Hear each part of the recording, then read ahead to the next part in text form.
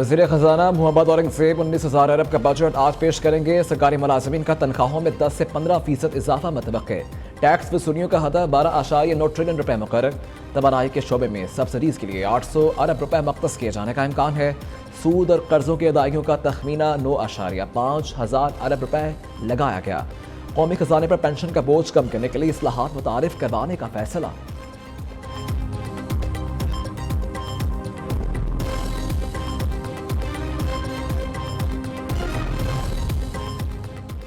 Budget में दरामदी mobile phone पर tax बढ़ाने की तजवीज़। दरामदी मोबाइल फ़ोन पर फेडरल एक्साइज ड्यूटी लगाई जाएगी। पेट्रोलियम मसनूआत पर 5% सेल्स टैक्स आयद किए जाने का इम्कान है। ज़राई अशिया, खाद, ट्रैक्टर और दीगर आलात पर सेल्स टैक्स लगाया जाएगा। खुराक, अद्वियात, स्टेशनरी पर 10% सेल्स टैक्स लगाने की तजवीज़ ज़ेर गौर। SMEs को दी जाने वाली टैक्स छूट खत्म करने की सिफारिश। दरामदी सामान पर टैक्स ड्यूटीज़ बढ़ाने और फूड आइटम्स पर सेल्स टैक्स छूट खत्म करने की तजवीज़ दी गई।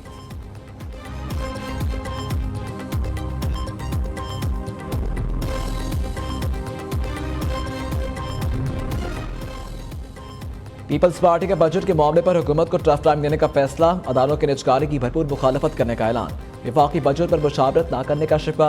हुकूमत से अवाम मजदूर दोस्त बजट देने का मुतालबा। मुलाजमीन की तनख्वाहों में 25 से 30% इजाफा किया जाएगा। बिलावास्ता और बिलवास्ता टैक्स की शरह कम से कम रखी जाएगी। खुर्शीद शाह कहते हैं हुकूमत ने बजट से मुतल्लिक कुछ बताया ना हमें एतमाद में लिया। इल्म नहीं नून लीग निजकारी पॉलिसी, टैक्सेस और तरक्याती प्रोग्राम पर क्या कर रही है। दूसरी जानिब लाल भुट्टो ने बजट से कबल आज पार्टी रहनुमाओं का इजलास बुला लिया।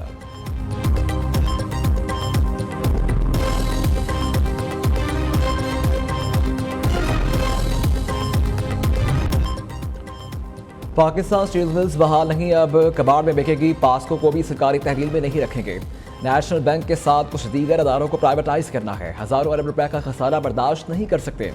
नुकसान वाले अदारे बेच देंगे, वज़ीर ख़जाना ने वाज़ेह कर दिया। मोहम्मद औरंगज़ेब ने कहा कि PIA की निजकारी जुलाई अगस्त तक मुकम्मल होने की तवक्को है। कराची और लाहौर एयरपोर्ट्स की आउटसोर्सिंग का काम शुरू हो चुका। इस्लामाबाद एयरपोर्ट की निजकारी का अमल भी आगे बढ़ाना है।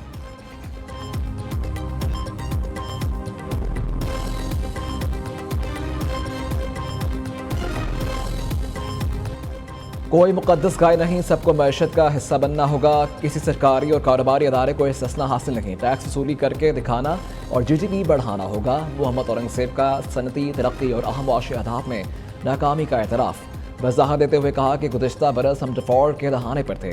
ज़र मुबादला के ज़खायर 2 हफ्ते के रह गए थे। IMF के अलावा हमारे पास कोई प्लान भी नहीं था। महंगाई की शरह 48% से कम होकर 11% पर आई। जल्द सिंगल डिजिट पर आ जाएगी। कोशिश है महंगाई में कमी का रुझान जारी रहे।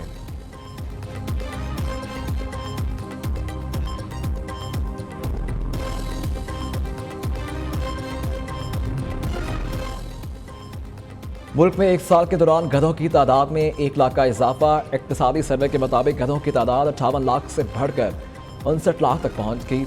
घोड़ों की तादाद 4 लाख पर बरकरार है। भैंस से 13 लाख इजाफे के बाद 4 करोड़ 63 लाख हो गई। गाय की तादाद में 20 लाख का इजाफा हुआ। बकरियों की तादाद 2 करोड़ 2 लाख बढ़ी। मजमूई तादाद 8 करोड़ 70 लाख हो गई।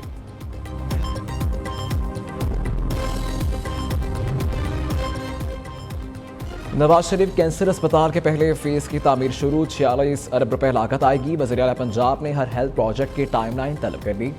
पहले फेज में बेड्स की तादाद 100 से बढ़ाकर 150 करने की हिदायत। मरियम नवाज की ज़ेर सदारत 3 घंटे तवील खुसूसी इजलास। CM Punjab special health initiative पर पेशरफ का जायजा लिया। दूर दराज इलाकों में डॉक्टर्स को स्पेशल अलाउंस देने की मंजूरी भी दी।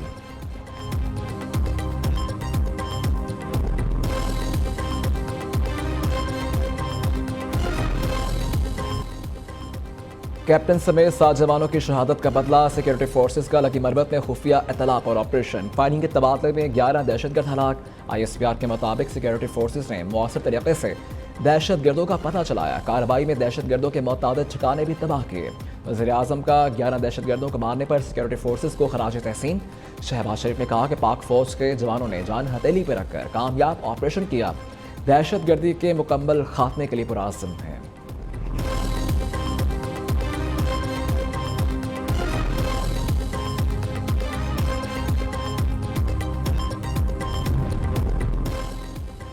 सदर ममलिकत आसिफ जरदारी से वज़ीर आज़म शहबाज शरीफ की मुलाकात, मुल्क की मजमूई मुआशी सूरत हाल पर बातचीत, आइंदा बजट में अवाम को रिलीफ फराहम करने से मुताल्लिक तजावीज़ पर तबादला ख्याल किया गया। सदर आसिफ अली जरदारी ने कहा, मियाँ साहब बजट में गरीब और मतवसत तबके का ख्याल रखें, मुल्क की तरक्की और मुआशी अहदाफ के हुसूल में ताउन की यकीन दहानी भी करवाई।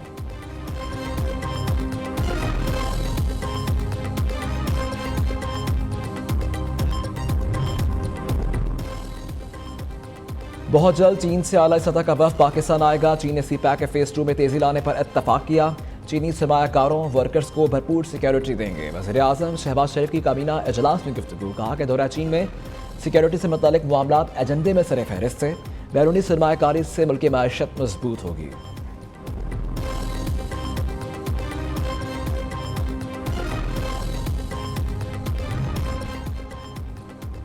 बानी पीटीआई कारकुनान को एहतजाज के लिए तैयार रहने की अपील, कहा धांधली को रोकने के लिए सब मुझे खामोश करवाने में लगे हुए हैं। चीफ इलेक्शन कमिश्नर ने धांधली करवाई, वो हमारा मसला हल कैसे हल कर सकता है? 3 या 4 हल्के खुले तो सारा इलेक्शन मशकूक हो जाएगा। बैरिस्टर गौहर कहते हैं, बानी चेयरमैन ने मुज़ाकरात के दरवाजे खोलने का कहा है। वो मुल्क की खातिर सब माफ़ करने को तैयार है, चाहते हैं मुज़ाकरात की पेशकश को किसी डील से ताबीर न किया जाए।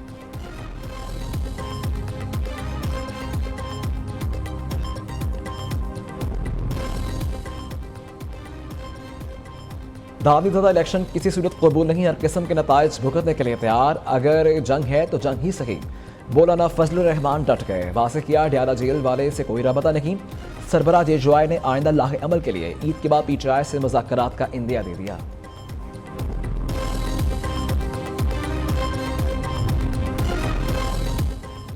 सोशल मीडिया पर लगाम डालने के लिए फायरवॉल की तनसीब का फैसला, डेटा अपलोड करने वाले मवाद का जायजा लिया जा सकेगा। फायरवॉल खुसूसी फीचर डी पैकेट इंस्पेक्शन की सलाहियत की हामिल होगी। सोशल मीडिया डेटा को फिल्टर भी किया जा सकेगा। डी पैकेट इंस्पेक्शन से डेटा की लेयर 7 तक देखा जा सकेगा।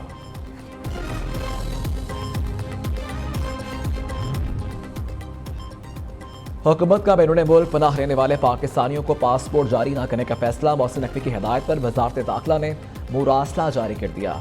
पनाह लेने वाले पाकिस्तानियों के पासपोर्ट मनसूख होंगे, दोबारा तजदीद भी नहीं की जाएगी।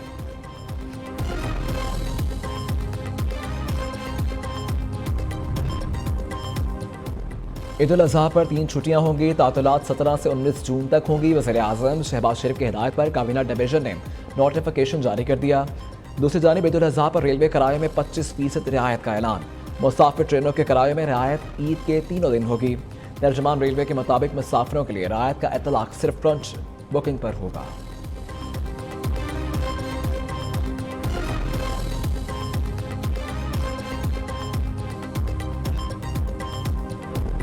वक्त कम मुकाबला सख्त, ईद उल अज़हा की आमद में बस 5 दिन रह गए। शहर शहर मवेशी मंडियों में रश, छोटे बड़े खूबसूरत जानवरों की खरीदो फरोख्त जारी।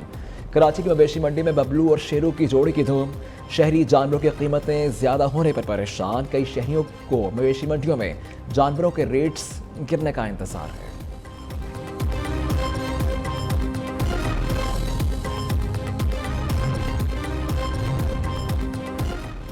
यमन में तारिकीन वतन की कश्ती डूबने से 49 अफराद हलाक, 140 लापता हो गए। कश्ती में 260 के करीब अफराद सवार थे। डूबने वालों में ज्यादा तादाद इथियोपिया और सोमालिया के रिहायशियों की थी।